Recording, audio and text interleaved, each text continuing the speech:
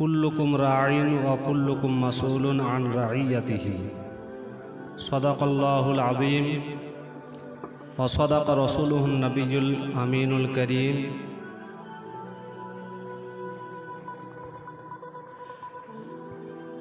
ইন্নাল্লাহা ওয়া মালাইকাতাহু ইউসাল্লুনা আলান নবী ইয়া আইয়ুহাল্লাযীনা আমানু সাল্লু আলাইহি ওয়া সাল্লিমু তাসলিমা। আল্লাহুম্মা সাল্লি আলা সাইয়্যিদিনা মাওলানা মুহাম্মাদিন তিব্বিল কুলুবি ওয়া দাওয়াইহা ওয়া আফিয়াতিল আবদানি ওয়া শিফাইহা ওয়া নূরিল আবসারি ওয়া দিয়াইহা ওয়া আলা আলিহি ওয়া সাহাবিহি দাইমান আবাদা। সমস্ত প্রশংসা বিশ্ব নিয়ন্তা মহান আল্লাহ তাআলার দরবারে নিবেদিত, যিনি আমাদেরকে মাঠে ঘাটের কাজে না লাগিয়ে, মিস্ত্রির কাজে না লাগিয়ে, বসের গঞ্জনা না শুনিয়ে, হাজারো রকম বেঈমানির কাজে না লাগিয়ে আমাদেরকে এই নবীর মাদ্রাসায় স্থান দিয়েছেন।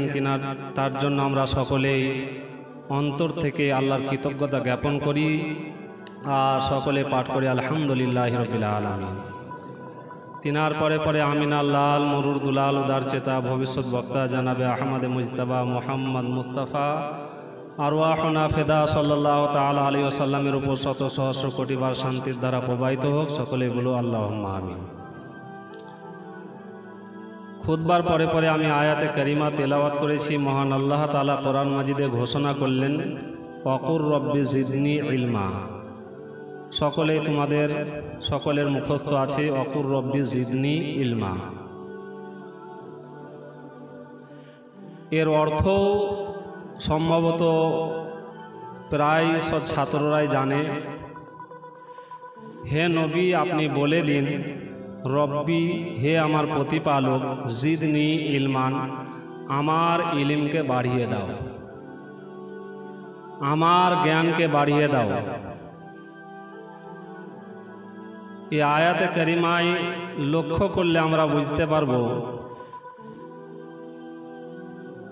আমরা যে অনেকেই মনে করি যে আমরা অনেক কিছু পড়ে নিয়েছি, আর কিছু পড়ার নাই, অনেক জ্ঞান অর্জন করে নিয়েছি, আর কিছু জ্ঞান অর্জন করার দরকার নাই, বড় মুহাদ্দিস হয়ে গেছি, বড় আলিম হয়ে গেছি, বড় আল্লামা হয়ে গেছি, ফাহামা হয়ে গেছি, মুফতি হয়ে গেছি, মুহাদ্দিস হয়ে গেছি, আর কিছু করার দরকার নাই।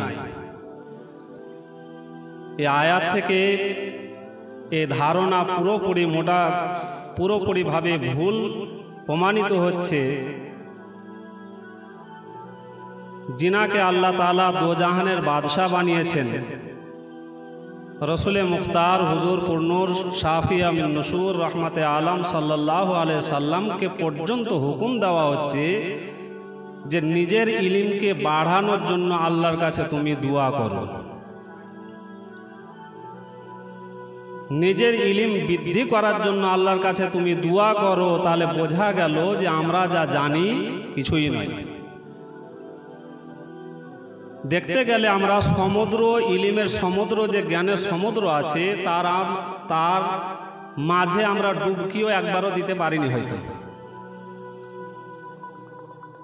যারা সমুদ্রকে কাছ থেকে দেখেছে বা সমুদ্র অনুভব করতে পেরেছে, তারা মনে করে যে আমার মধ্যে এখনো ইলমের অনেক অভাব। যারা জ্ঞানের সমুদ্রর কাছাকাছি হয়েছে বা জ্ঞানের সমুদ্রকে অনুভব করতে পেরেছে যে জ্ঞানেরও কোনো সমুদ্র হয়, এই কথাটা যারা অনুভব করতে পেরেছে, তারা কিন্তু ক্ষুধা অনুভব করে, নিজের মধ্যে অভাব অনুভব করে যে আমার মধ্যে জ্ঞানের অনেক অভাব আছে।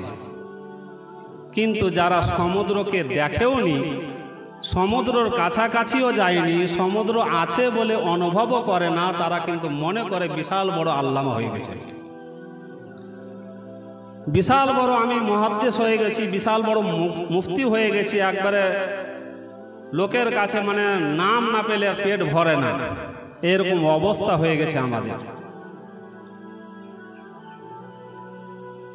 তোমরা ইলম তলব করতে এসেছো, ইলম হাসিল করতে এসেছো, এখানে ইলম হাসিল করার ফজিলত তোমরাও আঞ্জমানে বর্ণনা করো,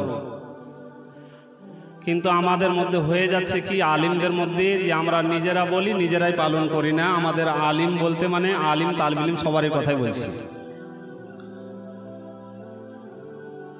তোমরাও অনেকে বলো ইলমের ফজিলত বর্ণনা করো। আল্লাহ রসুল সাল্লাল্লাহু আলাইহি সাল্লাম বলেন, মান খারাজা ফি তলাবিল ইলমি ফাহুয়া ফি সাবিলিল্লাহ হাত্তা ইয়ারজিয়া। বলো সুবহানাল্লাহ। যে ব্যক্তি ইলম অর্জন করার জন্য, জ্ঞান অর্জন করার জন্য বের হলো, সে ব্যক্তি যতক্ষণ পর্যন্ত বাড়ি না ফিরবে ততক্ষণ পর্যন্ত আল্লাহর রাস্তাতেই থাকে। তিরমিজি শরীফের হাদিস। তাহলে কত ফজিলত। হাদিস শরীফে আরো এসেছে, ইন্নাল মালাইকাতা লা তাদাউ আজনিহাতাহা লি তালিবিল ইলমি। ফেরেশতা মণ্ডলী তালিবের ইলমদের জন্য নিজের পরগুলিকে, নিজের ডানাগুলিকে বিছিয়ে দেয়। বলো সুবহানাল্লাহ। আমরা কিন্তু সত্যকারী, সত্য আমরা বাস্তবে কিন্তু তালিবে ইলম হইতে পেরেছি কি, এটা কিন্তু সন্দেহ আছে। তালিবে ইলম ওই ব্যক্তি যে ইলম তলব করবে, যে মাদ্রাসায় ভর্তি হয়ে গেল আর সকাল সন্ধ্যা দিন রাত ঘুমাইছে, পায়খানা করার সময় পায়খানা ভর্তি করে দিচ্ছে, জায়গিরে বাড়ি খাওয়ার সময় জায়গিরে বাড়ি খেয়ে নিচ্ছে, ওকে তালিবে ইলম শুধু বলে না। ওকে তালিবে ইলম বলে না। যে ইলম তলব করে না, জ্ঞান অর্জন করে না, ওকে তালিবে ইলম বলে না। যে জ্ঞান অর্জন করবে, আবার জ্ঞান অর্জন করবে আখিরাতের জন্য করবে, আল্লাহকে সন্তুষ্ট করার জন্য করবে, রসুলকে সন্তুষ্ট করার জন্য যে ব্যক্তি জ্ঞান অর্জন করবে সেই হবে তালিবে ইলম। দুনিয়াতে নাম কামাবার জন্য, দুনিয়াতে নাম পাওয়ার জন্য, দুনিয়াতে টাকা পয়সা পাওয়ার জন্য যে ব্যক্তি ইলম তলব করবে সেও তালিবে ইলম নয়। সেও এই তালিবে ইলমের যে ফজিলত আছে সেটা পাবে না। আল্লাহ রসুল সাল্লাল্লাহু আলাইহি সাল্লাম আমি আয়াতে কারিমার পরে হাদিস শরীফ পড়েছি, কুল্লুকুম রাঈন ওয়া কুল্লুকুম মাসউলুন আন রাইয়াতিহি। অনেকেই তোমরা মনে করছো আমরা তালিবে ইলম আমরা এখন খোদার খাসি, আমাদের কিছু ধরা বাঁধা নাই, আমরা যা ইচ্ছা তাই করতে পারি।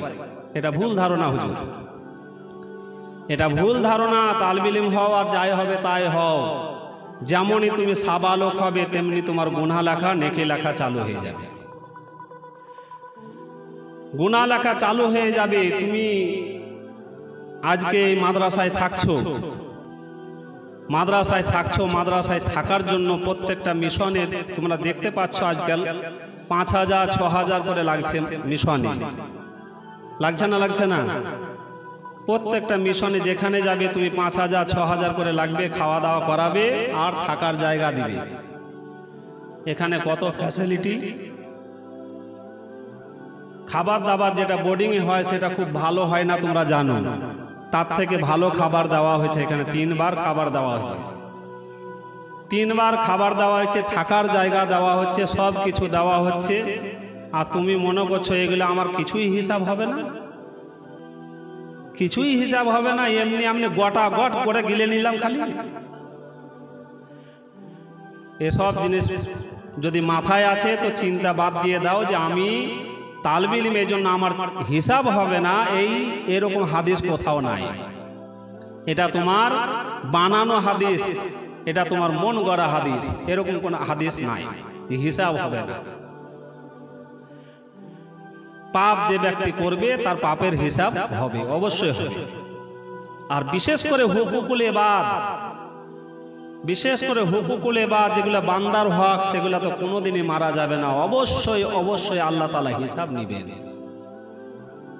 সুলতানপুরের লোক, মালিপুরের লোক তোমাদেরকে খেতে দিচ্ছেন, কত কষ্ট করে খেতে দিচ্ছেন তিনারাই জানেন। অনেকে আছো জায়গিরে বাড়ি, খাবারকে মনে করছো যে আকাশ থেকে টপকে হইতে, আকাশ থেকে টপকে যায়। যখন বাড়ি গেলাম বলে গেলাম না, যখন এলাম বলে এলাম না, যখন ইচ্ছা তখন আমি গেলাম না, এইভাবে থেকে যাও। কিন্তু খাবারটা যখন তাদের নষ্ট হয় তখন তারা যে কত ব্যথা পায় তারাই জানে। যারাই সংসার করছে শুধু তারাই নয়, যারাই সংসার করছে এক থালা খাবার যদি বাড়তি হয়ে যায়, নষ্ট হয়ে যায়, সেটা সবাইকে ব্যথা লাগে হুজুর। ইনকাম করতে যে কত কষ্ট হয়, যে ইনকাম করে সেই জানে। এত কষ্ট করে মাঠে ঘাটে খেটে কোনো সুলতানপুরের লোকের, মালিপুরের লোকের 50 বিঘা জমি মনে হয় কারো নাই, আছে গো শেখ সাহেব? 50 বিঘা জমি কারো নাই, কারো 5 বিঘা, কারো 2 বিঘা, কারো 1 বিঘা এরকম জমি। আর তোমাদেরকে এইভাবে খেটে খেটে খাওয়াচ্ছে। এই যে খাওয়াচ্ছে, তোমাকে কিসের জন্য খাওয়াচ্ছে? যে নিয়তে খাওয়াচ্ছে সেই নিয়ত কি তুমি, তিনার উদ্দেশ্য কি তুমি সফল করতে পারছো? তোমার মা বাবা তোমাকে খরচ করে এখানে পাঠাচ্ছে, প্রতি মাসে খরচ দিচ্ছে, এটা খরচ সেটা খরচ, হাজারো রকমের খরচ। সেই খরচ করার উদ্দেশ্য যে একটা আছে, সেই উদ্দেশ্য কি তুমি পূর্ণ করতে পারছো? এটা আমাদেরকে দিলে হাত রেখে নিজের নিজে চিন্তা করতে হবে। নিজের নিজে চিন্তা করতে হবে আমাদেরকে যে আমরা কি করছি, কি করতে এসেছি দুনিয়াতে। আল্লাহ রাসূল সাল্লাল্লাহু আলাইহি সাল্লাম বলেন, কুল্লুকুম রাঈন ওয়া কুল্লুকুম মাসউলুন আন রাইয়াতিহি। প্রত্যেক ব্যক্তি হলে তোমরা দায়িত্ববান, প্রত্যেক ব্যক্তির নিকটে তোমাদের কাছে দায়িত্ব আছে। ওয়া কুল্লুকুম মাসউলুন আন রাইয়াতিহি, তোমাদের প্রত্যেককে জিজ্ঞাসা করা হবে নিজের নিজের দায়িত্ব সম্পর্কে। এ ভুলে যাও, মাথা থেকে বের করে দাও যে আমাদের হিসাব হবে না। তিনারা জায়গিরে বাড়ির লোকেরা খাওয়াচ্ছেন তোমাদেরকে, ধর্মের গুরু বানাবেন, ধর্মের সিপাহী বানাবেন, ধর্মগুরু বানাবেন, যিনারা পথ প্রদর্শক হবেন। পথ প্রদর্শক হয়ে পথ দেখাবে মানুষকে, সাধারণ মানুষকে পথ দেখাবে, ভুল পথে চলে গেলে তাকে টেনে আনবে, এই জন্য খাওয়াচ্ছে।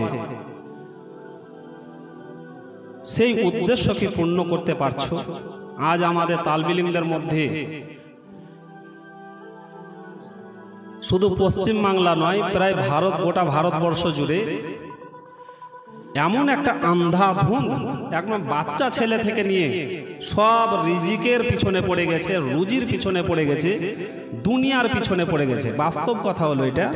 তোমাদের মানে হয়তো লাগতে পারে, আঘাত লাগতে পারে, কিন্তু এটাই হলো বাস্তব কথা। দুনিয়ার পিছনে পড়ে গেছে। কেউ হয়তো মাদ্রাসায় পড়ছে, বক্তব্যের দিকে প্রচুর হারে টান। আর কারণ কি? বক্তব্যতে প্রচুর হারে পয়সা। আবার এমন কোনো তালবিল ইলম খুঁজে পাওয়া যাবে না যারা স্কুলের সাথে যুক্ত নাই। প্রত্যেকটা তালবিল ইলম স্কুলের সাথে যুক্ত। স্কুলের সাথে যুক্ত হয়ে যদি ইলম ঠিকঠাক অর্জন করতে পারো তো ভালো কথা, কিন্তু স্কুলের জন্য যদি ক্ষতি হয়ে যায়, স্কুলের জন্য যদি তোমার ক্লাস বাদ যায়, তাহলে কিন্তু এটা ভালো কথা নয়, কোনো মতে ভালো হতে পারে না সেটা। একদিনকার পড়ার দাম, একদিনকার পড়া হলো একটা সিঁড়ি, সিঁড়ি বাদ গেলে আর দ্বিতীয় দিন বাদ গেল, দ্বিতীয় সিঁড়ি বাদ চলে গেল, তৃতীয় দিন বাদ গেল, তৃতীয় সিঁড়ি বাদ চলে গেল। এইভাবে 3টা সিঁড়ি যখন বাদ যায়, তখন লাফিয়ে উঠতে গেলে হাত ভাঙবে, নাহলে পা ভাঙবে। আমাদের অবস্থা হয়ে গেছে এরকম, যখন ইচ্ছা তখন বাড়ি চলে যাচ্ছে। এই কাজ আছে, সেই কাজ আছে, হাজারো রকম বাহানা দিয়ে বাড়ি চলে যাচ্ছ। স্কুল চলে যাচ্ছ ক্লাস বাদ দিয়ে, পরীক্ষায় চলে যাচ্ছ ক্লাস বাদ দিয়ে। কিন্তু মনে করা দরকার, মনে রাখা দরকার যে আমি এইখানে এসেছি দুনিয়ার জন্য নয়, আখেরাতের জন্য। তোমার আব্বা মা যদি দুনিয়ার জন্য পাঠায়, তোমাকে কিন্তু নিয়তকে এখন থেকে শুদ্ধ করে নিতে হবে যে আমি আখেরাতের জন্য পড়ব। আমাকে যার জন্য পাঠিয়েছে ওটা আমার দেখার দরকার নাই, আমাকে পড়তে হবে আখেরাতের জন্য। মেহনত করতে হবে, পরিশ্রম করতে হবে, প্রচুর হারে পরিশ্রমের দরকার আছে তোমাদের। ঠিকা লাগার মতো পড়লে কিছুই হবে না, মন লাগিয়ে পড়তে হবে। যে কোনো কাজ করো, আমি ক্লাসে বারবার বলি, যে কোনো কাজ করবে তোমরা মন লাগিয়ে কাজ করো, ইনশাআল্লাহ তাআলা সফলতা তোমার পায়ে এসে চুম্বন দিবে। মন লাগিয়ে কাজ করতে হবে। প্রত্যেকটা কাজ তুমি এই পড়া ছেড়ে হয়তো অন্য কাজে চলে গেলে, মিস্ত্রির কাজে বা অমুক কাজে বা অমুক ব্যবসায়, যে কোনো ব্যবসা বাণিজ্য করো না কেন মন লাগিয়ে করতে হবে।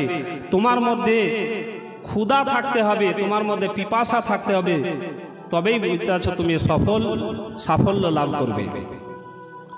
হযরত ইমাম আহমদ বিন হাম্বল একজন বড় ধরনের ইমাম, নাম শুনেছো তোমরা? ইমাম আহমদ বিন হাম্বল, ওনার এক ছাত্রর নাম হলো বাকি ইবনে মুখাল্লাদ। বাকি ইবনে মুখাল্লাদ। ঘটনাটি রয়েছে সিয়ার আলামিন নুবালা 13 নম্বর খণ্ডে 284 পৃষ্ঠা থেকে ঘটনা শুরু হয়েছে। বাকি ইবনে মুখাল্লাদ, ইনার বাড়ি ছিল উন্দুলস, আর ইমাম আহমদ বিন হাম্বল বাগদাদে থাকতেন, ইরাকে। তিনি কিন্তু উন্দুলস থেকে নয়, বরং মক্কা থেকে তিনি বাগদাদ গেলেন। মক্কা গেছিলেন, মক্কা থেকে বাগদাদ শরীফ গেলেন কিসের জন্য? ইমামে আহমদ বিন হাম্বলের কাছে ইলম অর্জন করার জন্য, জ্ঞান অর্জন করার জন্য। আবার কিসে গেলেন শোনো? পায়ে হেঁটে। মক্কা থেকে বাগদাদ তুমি গুগল উঠাও, দেখো কত কিলোমিটার হয়। পায়ে হেঁটে গেলেন মক্কা থেকে বাগদাদ শরীফ ইলম অর্জন করার জন্য, জ্ঞান অর্জন করার জন্য। যাওয়ার পরে জানতে পারলেন যে ইমামে আহমদ বিন হাম্বলকে ওই যুগের বাদশাহ ওয়াসিক বিল্লাহ তিনাকে কয়েদ করে দিয়েছে, বন্দি বানিয়ে নিয়েছে, মানে বাড়িতেই নজরবন্দি করে দিয়েছে। বাড়িতেই তিনাকে নজরবন্দি করে দিয়েছে যে তুমি কোনো দার্স দিতে পাবা না, তুমি কোনো শিক্ষা দিতে পাবা না, বাড়ি থেকে তুমি বের হতে পাবে না। এইভাবে ইমাম আহমদ বিন হাম্বলকে বাড়িতেই বন্দি করে দিয়েছিল। কে করেছিল? ওয়াসিক বিল্লাহ। এটা জানতে পারলেন ওই বাকি ইবনে মুখাল্লাদ। তারপর খুঁজতে লাগলেন যে কোথায় ইমাম আহমদ বিন হাম্বলের বাড়ি, আমি খোঁজ করব। এভাবে খুঁজতে লাগলেন। খুঁজতে খুঁজতে একদিন খবর পেলেন যে ইয়াহইয়া ইবনে মাঈন, মুহাদ্দিস ইয়াহইয়া ইবনে মাঈন, যিনি জারহ তাদিলের বড় এক ধরনের ইমাম। নাম শুনেছো? ইমাম ইয়াহইয়া ইবনে মাঈন, উসুলে হাদিসের বড় ধরনের ইমাম। ইয়াহইয়া ইবনে মাঈন তিনি দার্স দিতেন, শিক্ষা দিতেন, মাহফিলে শিক্ষা দিতেন। খবর পেলেন, তিনার মাহফিলে তিনি চলে গেলেন। বাকি ইবনে মুখাল্লাদ বক্তব্য হলো, তিনার দাস দেওয়া শেষ হলো। তারপর তিনি প্রশ্ন করলেন, সবাইকে প্রশ্নের অধিকার দেওয়া হলো যে কেউ কারো কোনো প্রশ্ন থাকলে প্রশ্ন করতে পারো। তিনি দাঁড়িয়ে গেলেন, দাঁড়ানোর পরে বললেন, হেশাম বিন আম্মার ইনি কেমন ধরনের ব্যক্তি? ইয়াহইয়া ইবনে মাঈন বললেন, সে খুব ভালো ব্যক্তি, সে সেকা ব্যক্তি, নির্ভরযোগ্য ব্যক্তি, তিনার কাছ থেকে হাদিস রেওয়ায়েত করা যাবে, তিনার কাছ থেকে হাদিস বর্ণনা করা যাবে। এমনকি সে ব্যক্তির নিকটে যদি সে ব্যক্তির চাদরের তলায় যদি তাকাব্বুর থাকে, অহংকার থাকে, তবুও তিনার কাছ থেকে রেওয়ায়েত বর্ণনা করা যাবে, হাদিস বর্ণনা করা যাবে। এত নির্ভরযোগ্য ব্যক্তি। অর্থাৎ তিনি যদি অহংকারীও হয়ে যান তবুও কিন্তু তিনার কাছ থেকে হাদিস নেওয়া যাবে, গ্রহণযোগ্য তিনি ব্যক্তি।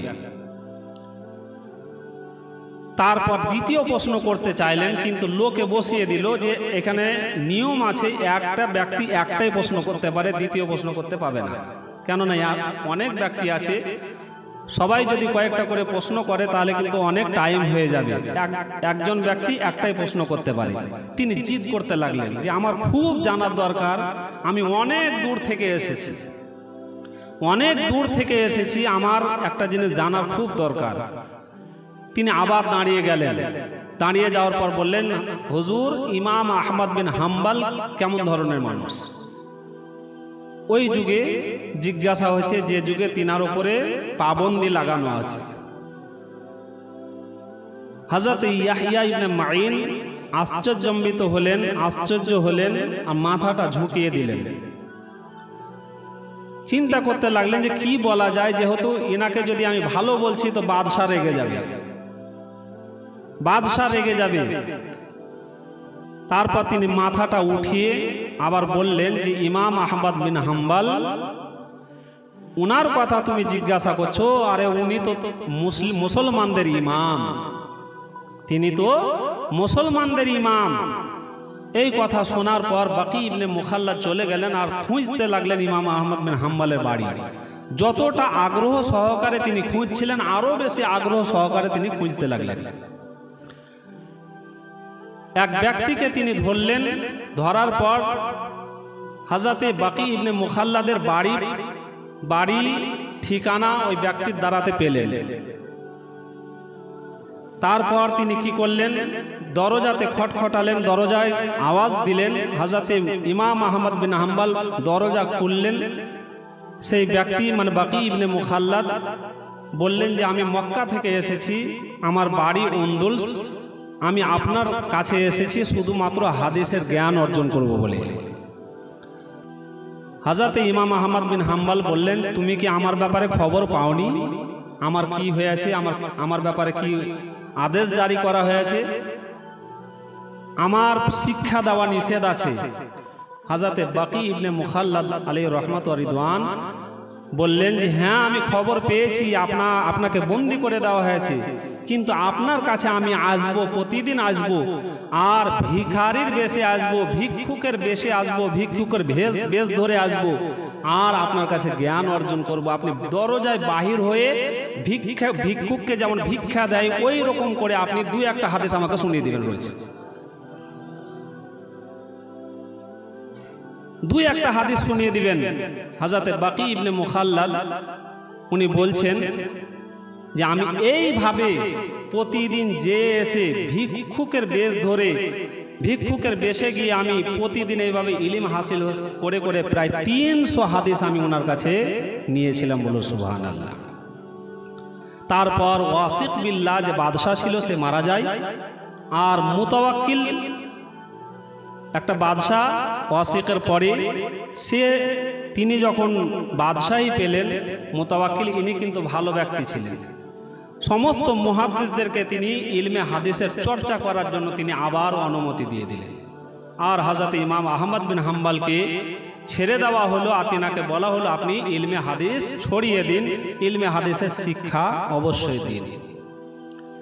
তো বলার উদ্দেশ্য হলো যে বাকি ইবনে মুখাল্লাদের যে ধরনের পিপাসা ছিল ইলম অর্জন করার জন্য, সেই ধরনের পিপাসা কি আমাদের আছে?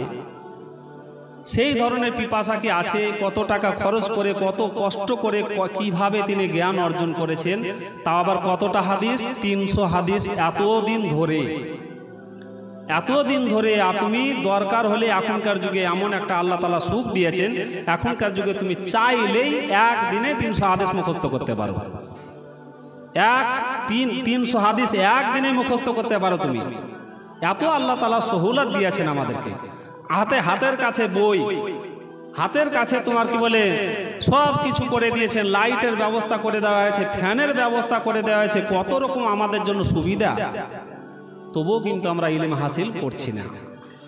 হযরতে আব্দুল্লাহ ইবনে আব্বাস রাদিয়াল্লাহু তাআলা আনহুমা নাম শুনেছো? যিনাকে সাইয়্যিদুল মুফাসসিরিন বলা হয়।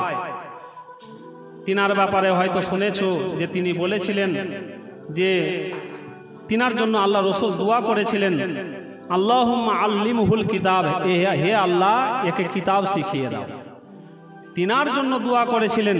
তাহলে কি ধরনের ব্যক্তি হতে পারেন, কি ধরনের মানুষ হইতে পারেন হযরত আব্দুল্লাহ ইবনে আব্বাস?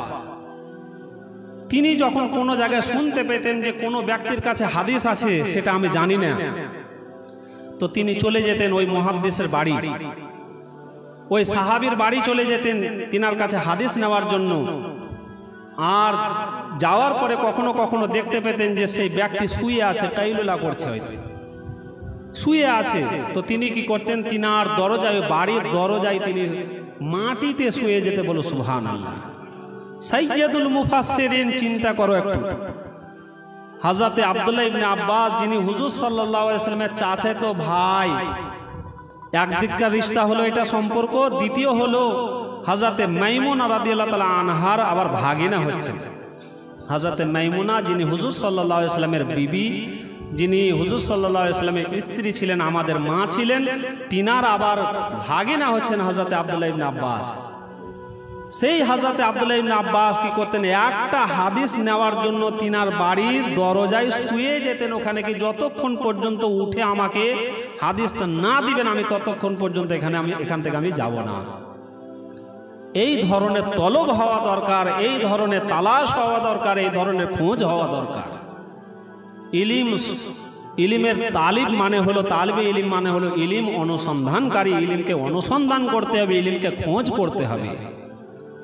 হযরতে ইমাম আবু ইউসুফ জিনার কথা এখনই বলা হচ্ছিল, হযরতে ইমাম আবু ইউসুফ আলাইহির রহমাত ওয়া রিদওয়ান বলেছেন, আল আদাবুল জামিলে ওনার ঘটনা, এই কথাটা লেখা আছে যে ইলিম হাসিল করার জন্য যতক্ষণ পর্যন্ত তুমি নিজের অস্তিত্বকে বিলীন না করে দিবে ততক্ষণ পর্যন্ত ইলিম তোমাকে একটা বিন্দুও দিবে না। বলো সুবহানাল্লাহ।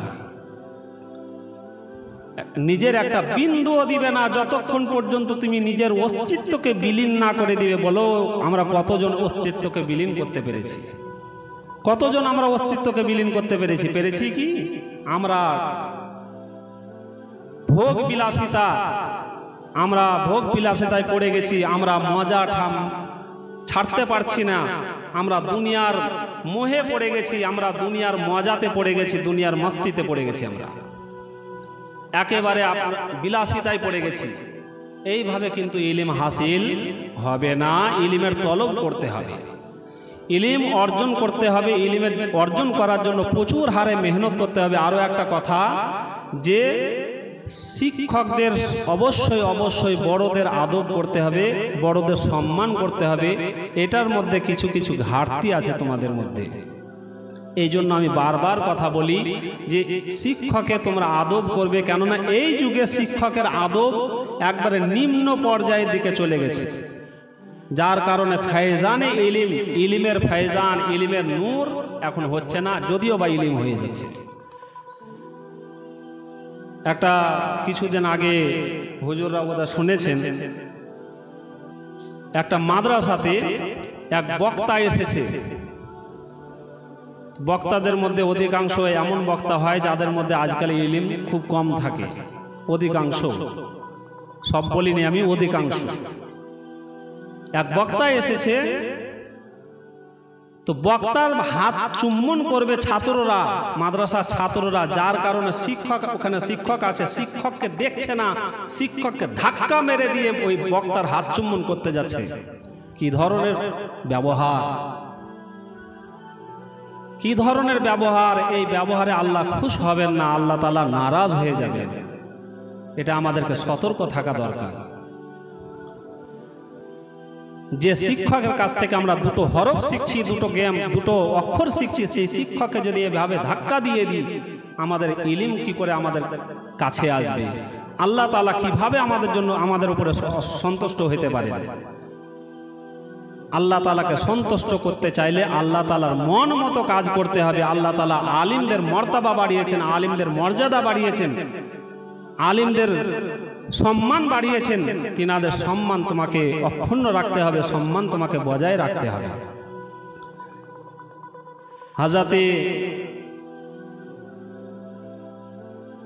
নাম শুনেছ হয়তো, এক বাদশার নাম ছিল হারুন রশিদ। হারুন রশিদ বাদশাহ, তার দরবারে যখন কোনো আলিম আসতো, সেই বাদশাহ দাঁড়িয়ে যেত, সেই বাদশাহ দাঁড়িয়ে যেত। এক হিসাব করো, এখনকার যুগ হিসাবে দেখো যে আলিমের কোনো ইজ্জত নাই, কোনো সম্মান নাই, কিছুই নাই, কোনো জায়গায় নাই। আর সেই যুগে বাদশাহ, যে পৃথিবীর মধ্যে 3 ভাগের মধ্যে এক ভাগের বাদশাহ হারুন রশিদ, সে দাঁড়িয়ে যাচ্ছে আলিমের সম্মানে।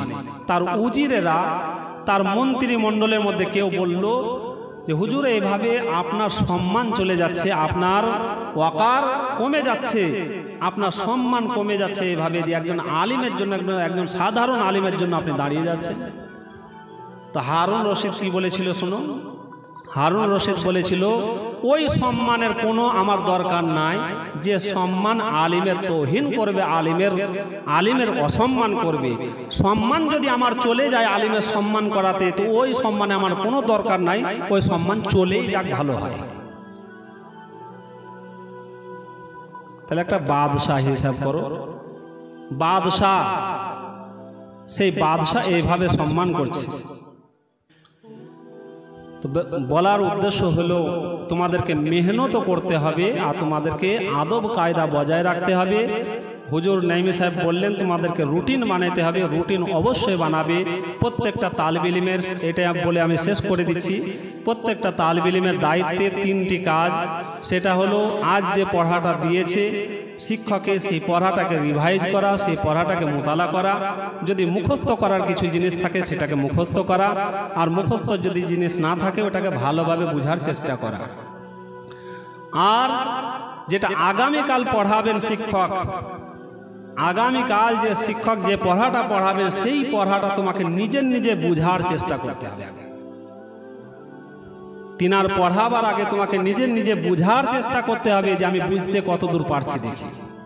তারপর যে ভুলগুলো হবে সেগুলো তোমার আগামীকাল যখন হুজুর পড়াবেন তখন আগামীকাল যে ভুলগুলো হয়েছিল, তোমার গত রাতে যেটা ভুল হয়েছিল সেই ভুলগুলো এমনভাবে দূর হবে যে জীবনে তুমি আর ভুলবে না শর্ট করে। বুঝতে পারছো আমার কথা?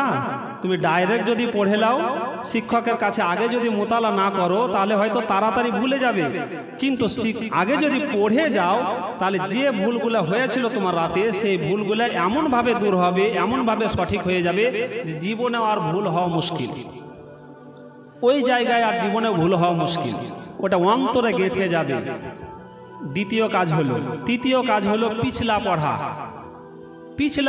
পিছনের পড়া পড়তে হবে। যখন সময় পাবে তখন পিছনের পড়াগুলাও আমাদেরকে দেখতে হবে। কিন্তু আমাদের হচ্ছে কি, যে পড়াটা দিচ্ছি আগেকার মোতালা তো দূরের কথা, পিছনকার পড়া তো দূরের কথা, সে পড়াটাই হয়েছে না। ডাইরেক্ট বলে দিচ্ছ হয়নি হুজুর, আরে হয়নি হুজুর বলে দিলে হুজুরের কাছে মার বেঁচে গেল, কিন্তু বলো তো কার ক্ষতি করলে? ক্ষতিটা কার করলে? নিজেরই না করলে? ক্ষতিটা নিজেরই করলে তোমরা। যাই হোক, আল্লাহ তাআলা আমাদের সকলকে বোঝার তৌফিক দান করেন। টাইম বেশি নাই।